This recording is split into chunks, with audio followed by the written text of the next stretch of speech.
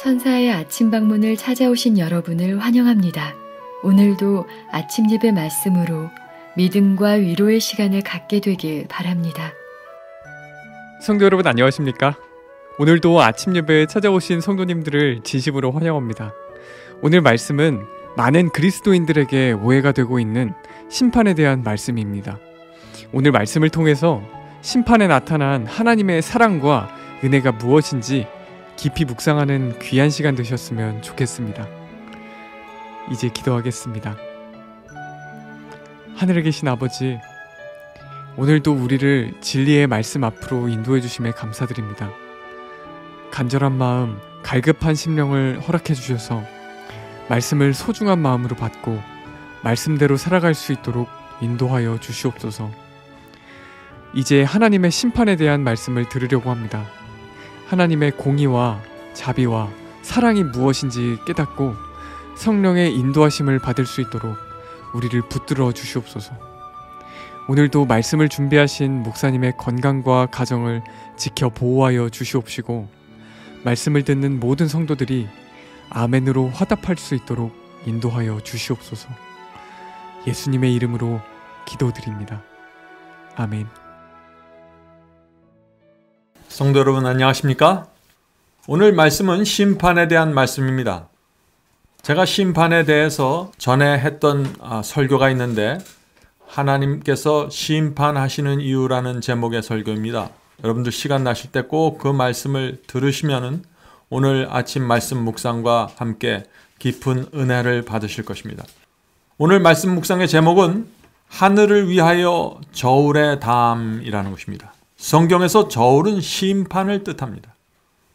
성도 여러분, 우리가 하늘 가기 전에 저울에 달리는 일이 있을 것이라고 지금 말하는 것입니다.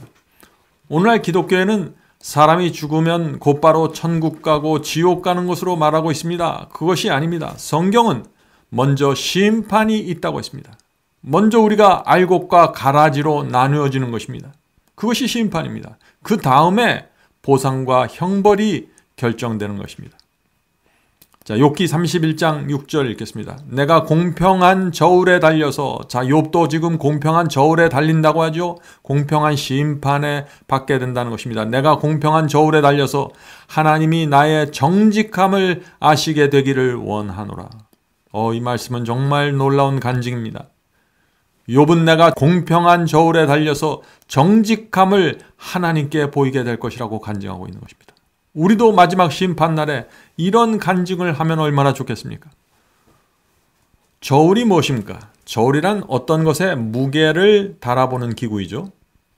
저울 이쪽에는 하나님의 율법과 말씀이 있고 저쪽에 내가 올려지게 되는 것입니다. 내 마음과 내 동기와 내 목적과 내 모든 것이 거울 저쪽에 올려지게 되는 것입니다. 그래서 하나님의 율법과 내 인생이 어떻게 저울질이 되는지, 조화가 되는지 살펴보는 것입니다. 내가 하나님께 순종하면서 살았는지가 그때 모든 것이 드러나게 될 것입니다. 이것이 심판입니다. 본문 읽겠습니다. 만사는 참된 척도에 달려있다. 그 척도가 바로 하나님의 율법이다. 자, 저울에서 무게를 다는 기준이 무엇이라고 했습니까? 율법이라고 했습니다. 하나님의 말씀과 율법입니다. 그분께서는 인간이 율법을 배워 실천함으로 마음과 애정이 고양되고 고상하게 되며 거룩하게 되도록 곧 작은 일에도 충성하도록 하나님의 율법을 인간의 가장 작은 행위와 거래 가운데 두셨다. 성도 여러분, 율법은 우리를 멸망시키기 위해서 하나님께서 우리에게 주신 것이 아닙니다. 하나님의 말씀과 율법은 우리의 마음과 애정이 고양되게 하고 고상하게 되고 거룩하게 되도록 우리에게 보여주시는 것입니다. 너희가 내가 준 이 말씀과 율법대로 살면은 너희들은 정말 충성스럽고 아름다운 그리스도인이 될 거야. 하늘에 와서도 살 수 있는 사람이 될 거야 라는 의미로 우리에게 주셨습니다. 그러나 동시에 그 율법은 인간의 가장 작은 행위와 사고 파는 작은 거래까지도 측정한다 하는 것입니다. 성도 여러분, 우리 모두는 심판받을 것입니다. 그것이 성경의 분명한 진리입니다. 고린도후서 5장 10절을 보겠습니다. 고린도후서 5장 10절. 이는 우리가 다 반드시 그리스도의 심판대 앞에 드러나 선악간에 그 몸으로 행한 것을 따라 받으려 함이라. 분명한 말씀이죠. 우리가 다 의인이든지 악인이든지 모두 반드시 심판대 앞에 설 것이라는 것입니다. 그리고 나서 저울대에서, 하나님의 저울대에서 세 가지가 달려진다고 말합니다. 자, 그것이 무엇일까요? 하나님께서는 동기와 목적과 품성을 달아보신다. 무엇을 달아본다고요?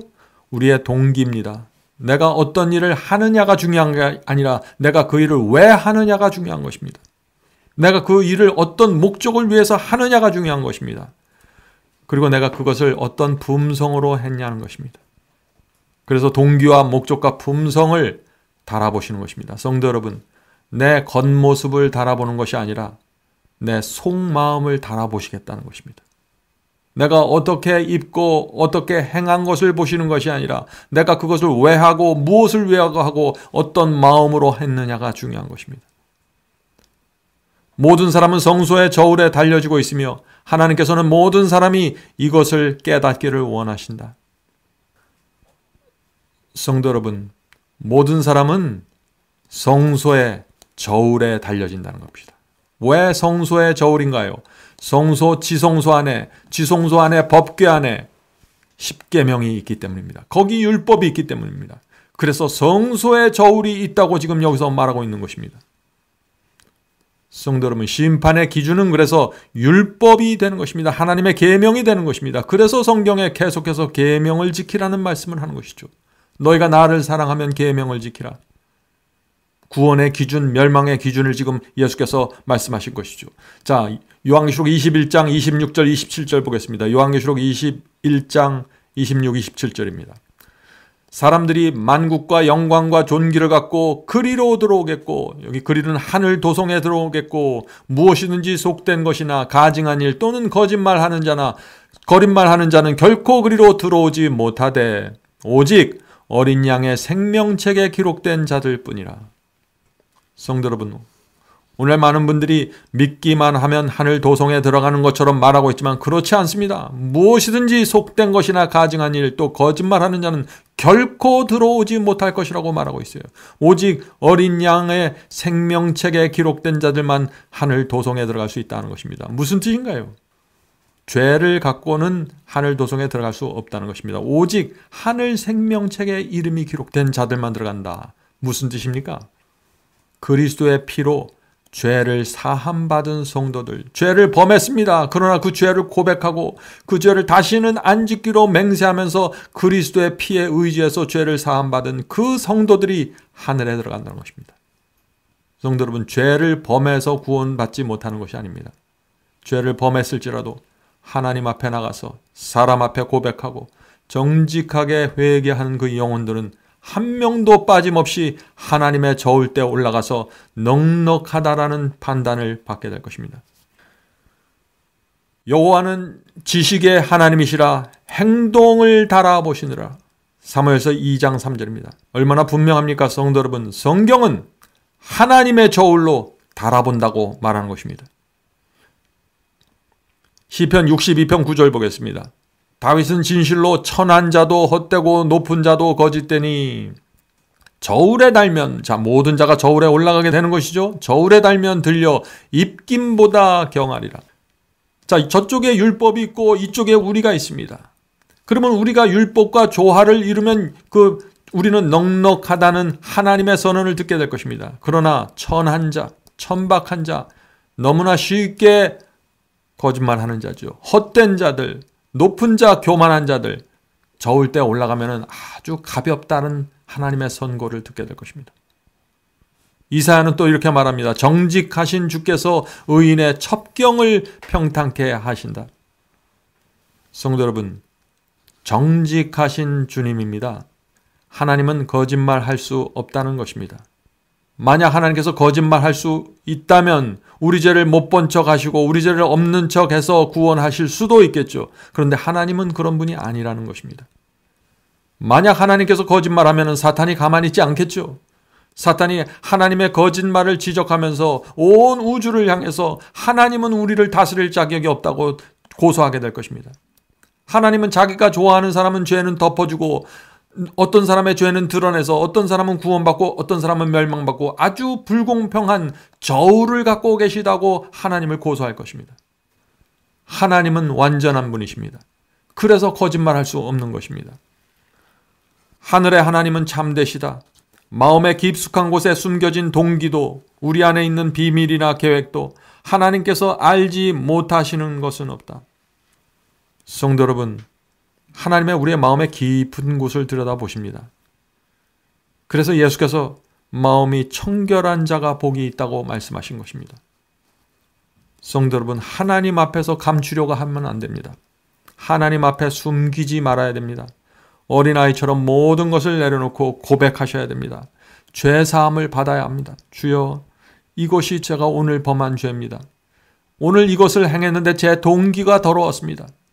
제가 제 목적이 선해 보이지만 그 내용은 안 좋았습니다. 주여, 내 동기와 목적과 마음을 고쳐주시옵소서. 이런 기도를 드리면서 살아야 되는 것입니다. 그렇게 될 때 하나님의 이 율법의 의가 여러분을 고상하게 하고 정결하게 할 것입니다. 이것이 의인이 심판을 통과할 수 있는 방법입니다. 그렇다면 공의의 표준은 무엇인가? 그것은 하나님의 율법이다. 하나님의 율법은 한 개의 저울, 곧 당신의 거룩하고 변함없는 법칙 안에 담겨져 있다. 성도 여러분, 하나님은 한 개의 저울 갖고 우리를 판단하십니다. 그것은 율법이고 십계명입니다. 그래서 지성소 안에, 법궤 안에 하나님께서 손가락으로 새겨놓으신 2개의 돌비를 담아놓았던 것입니다. 그런데 오늘날 많은 분들이 이 십계명을 너무나 가볍게 생각합니다.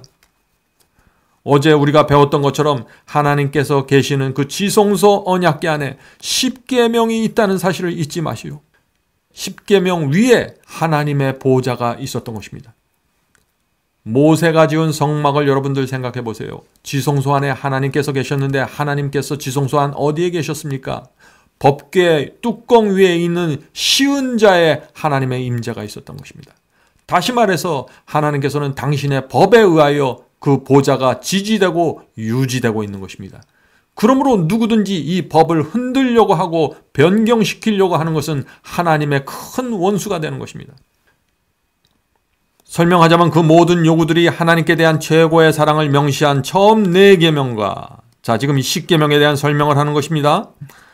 처음 4계명은 하나님에 대한 사랑을 말한다 하는 것입니다. 우리의 이웃에 대한 사랑을 명시한 마지막 6계명 가운데 구체화되어 있고 그분의 거룩하고 변함없는 법칙 안에 담겨져 있다. 10계명은 사랑에 대한 기준을 제시하는 것입니다. 첫째 계명부터 넷째 계명이 첫째 돌비에 새겨져 있죠. 너희가 하나님을 사랑하면 이 4계명을 지킬 것이야 라고 지금 말씀하시는 것입니다. 그리고 두 번째 돌비에 보면 5째 계명부터 10째 계명이 있습니다. 내 부모를 공경하라부터 탐욕하지 말라는 계명이죠. 이것은 무엇이냐면 너희가 정말 내 이웃을 사랑하면 이 2번째 돌비에 있는 계명들을 너희가 순종하게 될 거야 라고 말씀하시는 것입니다. 성도 여러분, 10계명은 하나님을 정말 사랑하는 자들이 지키는 법입니다. 그러므로 심판은 율법에 의해서 이루어지지만 그 진실적인 내용은 뭐냐면 우리가 정말 하나님을 사랑하는가를 판단하시는 것입니다. 누가복음 10장 27절입니다. 내 마음을 다하여 주 너의 하나님을 사랑하고 10계명의 왼쪽 돌비죠. 첫째부터 넷째 계명은 하나님을 사랑하는지에 대한 판단을 하는 것입니다. 또 내 이웃을 내 몸과 같이 사랑하라 하였느니라. 우리는 이러한 표준에서 1점도 감하지 못할 것이다. 이 말씀은 참 두려운 말씀이죠. 사람들은 10계명의 표준에서 1점도 감하지 못할 것이라는 이 말. 많은 분들이 이런 표현들과 이런 말들을 하면서 이건 너무 가혹한 것이 아닙니까? 라고 말합니다. 정말 그럽니까? 생각해 보세요. 여러분들이 1점이라도 10계명의 하나라도 범하면서 그것을 고집하면서 하늘에 들어갈 수 있다고 생각하십니까? 한번 생각해 보시기 바랍니다. 여러분이 우상을 섬기면서 하늘에 들어갈 수 있을까요? 여러분이 간음하면 죄를 품고 있으면서 하늘에 갈 수 있습니까? 여러분이 10계명에서 어떤 계명을 짓밟은 채 하늘에 들어갈 수 있다고 생각하시나요? 단 하나의 계명을 범해도 그것을 고집하는 자들은 하늘 도성 안으로 들어갈 수 없는 것입니다. 10계명의 내용을 10개의 계명을 오늘 가만히 읽어보세요. 그 중에 어떤 계명을 여러분들이 짓밟은 채로 하늘에 들어갈 수 있는지 말이죠. 성도 여러분, 모든 죄를 하늘 성소에서 중보하시는 그리스도께 내놓고 사함을 받아야 되는 것입니다. 죄를 버려야 되는 것입니다. 죄를 범해서 구원받지 못하는 것이 아니라 죄를 사함받지 않고 고집하기 때문에 멸망당하게 되는 것입니다. 그래서 이 죄에 대한 책임을 모두 내가 지게 되는 것입니다. 하나님께서는 온 마음과 정신과 혼과 힘을 다해 내 이웃을 내 몸같이 사랑할 것을 요구하신다. 한쪽 저울에는 이것이 놓여지고, 자, 이것이 뭔가요? 사랑이라고 불리우는 율법입니다. 반면에 모든 개인적인 품성은 반대쪽 저울에 놓여져 중량 시험을 통과해야 된다. 바로 이와 같은 비교를 통하여 모든 사람의 운명은 돌이킬 수 없도록 고정이 된다. 자, 돌이킬 수 없도록 고정된다는 것은 구원과 멸망이 결정된다는 것입니다. 성도 여러분, 심판의 저울에 우리의 성품이 올라간다고 했습니다. 자, 그 말씀이 무슨 뜻입니까? 마태복음 12장 36절부터 37절에 놀라운 말씀이 있습니다. 마태복음 12장 36절 37절. 사람이 무슨 무익한 말을 하든지 심판 날에 이에 대하여 심판을 받으리니 네 말로 의롭다 함을 받고 네 말로 정죄함을 받으리라. 이 말씀이 무슨 뜻인가요? 우리가 하는 말에 따라서 심판을 받겠다는 것입니다. 다시 말해서 내가 왜 그 말을 했는지, 내가 왜 그 사람을 그런 눈으로 바라보았는지, 내가 왜 그 사람을 그렇게 취급했는지 그 모든 동기와 의도를 보시겠다는 것입니다. 하나님께서는 우리의 실수와 우리가 모르고 범한 것들을 책망하시고 문제 삼는 것이 아닙니다. 우리가 의도적으로 알면서 그렇게 했던 이유와 동기를 물어보시는 것입니다. 심판은 우리의 겉행위가 아니라 우리의 마음과 동기와 의도를 보시는 것입니다. 그러므로 우리가 하나님을 신뢰할 수 있는 것입니다. 하나님은 우리에게 완벽함을 요구하는 것이 아니라 하나님께서는 우리에게 완전한 굴복을 요구하시는 것입니다. 우리가 알고 있는 선 안에서 말이죠. 성령께서 우리에게 가르쳐 주시는 선 안에서 말이죠. 저울에 달아보니 부족하다라고 기록되지는 않을까? 하나님의 날에 부족함이 드러난다면 그것은 두려운 일이 될 것이라. 그러므로 우리는 하나님의 거룩한 율법으로 우리 자신의 동기와 행동을 면밀히 살펴서 모든 범행을 회개하고 우리 죄인들이 부족한 것을 채우기 위하여 그리스도의 공로를 굳게 붙잡기를 원한다. 그리스도의 보혈반이 이 일을 할 수 있다. 성도 여러분, 하나님께서 왜 심판하십니까? 하나님은 우리를 구원하기 위해서 심판하시는 것입니다. 하나님의 마음이 성경에 분명히 나타나 있습니다. 베드로후서 3장 9절입니다. 베드로후서 3장 9절. 오직 너희를 대하여 오래 참으사 아무도 멸망치 않고 다 회개하게 이르기를 원하시느니라. 성도 여러분, 하나님의 소원이 무엇인가요? 멸망시키지 않는 것입니다. 모두 다 회개해서 모두 다 하늘 데려가는 게 하나님의 소원이고 목적입니다. 그것을 위해서 십자가에서 피를 흘리신 것입니다. 그러므로 누구든지 주 앞에 나가서 그 피를 붙잡고 죄사함을 받으면 하나님의 심판대에 올라가서 부족함이 없다는 선고를 받게 될 것입니다. 성도 여러분, 마음에 기억나는 죄가 있으면 다 내려놓으시기 바랍니다. 하나님께서는 과거에 죄를 범했지만 기억나지 않는 죄에 대해서 책임을 묻지 않으십니다. 침에 들어서 우리가 제정신이 아닌 상태에서 범한 악한 행위들과 악한 말들에 대해서 하나님께서 심판하지 않으십니다. 하나님께서는 우리가 의도적으로 알고 있는 상태에서 했던 범죄들, 하나님을 대적했던 범죄들을 그것을 달아보신다 하는 것입니다. 오늘 결론은 이것입니다. 하나님은 우리를 한 사람이라도 더 구원하기 위해서 심판하십니다. 우리가 죄를 범했을지라도 진심으로 고백하면 그리스도의 피가 우리의 죄를 덮어주십니다. 얼마나 감사합니까? 우리가 이런 하나님을 믿고 사는 것입니다. 한 사람이라도 더 우리를 구원하기 위해서 우리를 당신의 피로 용서하시고 사탄의 입을 막는 것이 하나님의 심판이 목적입니다. 그것을 위하여 온 하늘과 성령과 예수께서 그리고 선사들이 우리를 돕고 인도하시는 것입니다.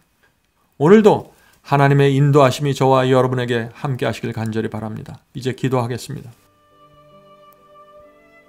하늘에 계신 아버지, 하나님의 심판하심이 두렵습니다. 그러나 우리가 심판대 앞에 가기 전에 그리스도의 피를 붙잡고 용서받고 죄를 버리고 하나님의 심판대 앞에 저울 때에 올려줄 수 있도록 도와주시옵소서.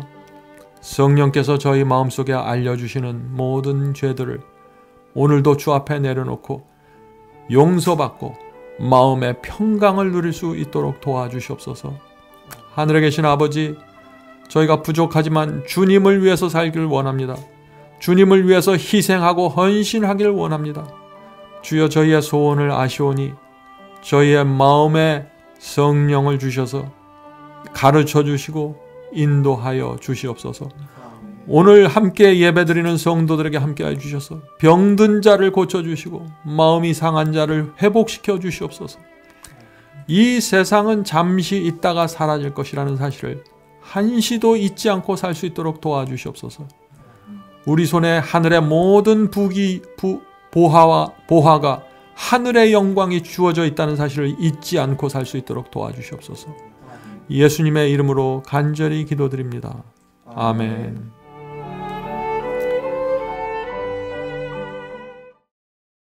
성도 여러분, 마지막 사명에서는 아침 예배 채널을 유튜브에서 별도로 운영하고 있습니다. 아침 예배 채널에서는 매일 새벽 4시에 예배 영상이 올려지고 있으며 특별히 아침 9시에 생방송 예배가 진행됩니다. 아침 9시 생방송 예배가 아침 예배 채널의 독특한 특징입니다. 원하시는 분들은 유튜브에서 아침 예배 채널을 별도로 구독 신청하여 주시면 저희와 함께 생방송으로 아침마다 예배 드릴 수 있습니다. 매일 아침마다 하나님의 말씀으로 저희 모두가 주 앞에 나와 예배 드리는 신앙으로 함께 나가게 되길 간절히 바랍니다. 감사합니다.